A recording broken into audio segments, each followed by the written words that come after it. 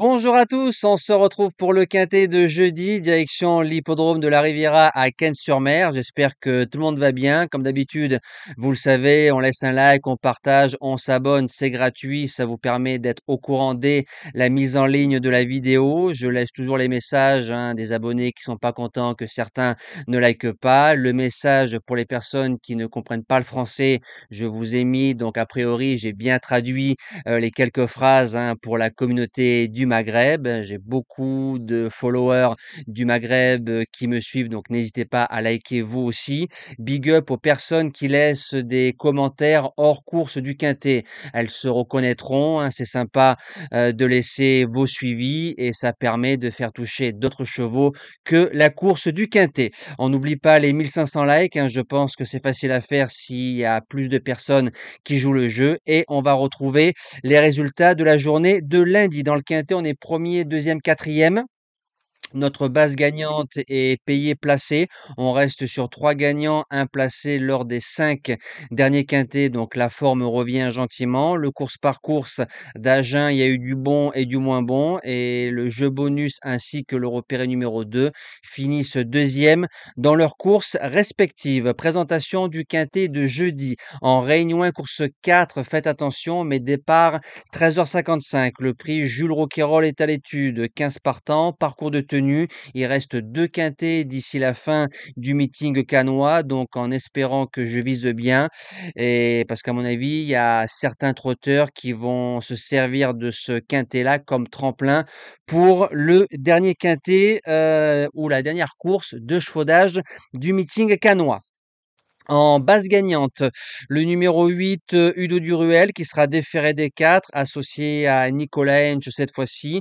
Le cheval déféré des 4 à Cannes-sur-Mer, c'est troisième, premier, cinquième, cinquième, premier, premier. Donc c'est 100% de réussite dans les 5. Cheval assez débouleur, donc gros avantage quand il y a autant de partants au premier poteau, donc ils sont 15. C'est un cheval qui a marché 13 sur le parcours. Il lui faut la bonne course, mais je me dis que si il est bien ramené, il peut viser le coup du chapeau. Pour la deuxième base, le numéro 15, Gold Star.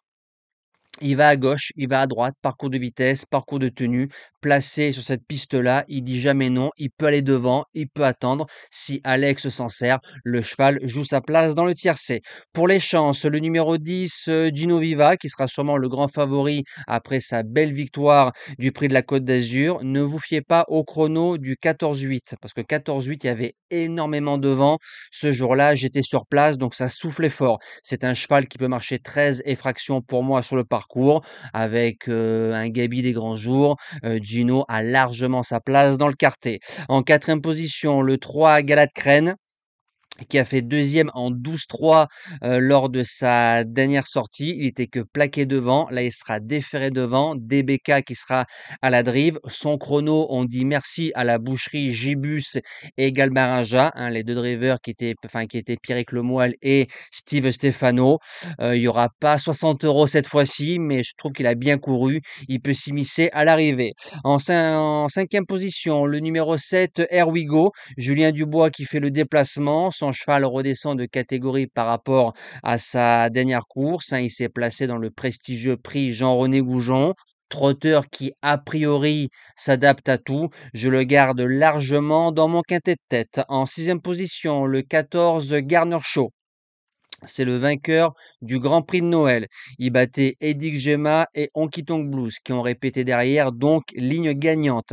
Ça fait 2 mois qu'il n'a pas couru, donc à mon avis, ça c'est ce que je pense moi, à mon humble avis, cette course-là risque de servir de tremplin pour le dernier engagement de chevaudage au mois de mars.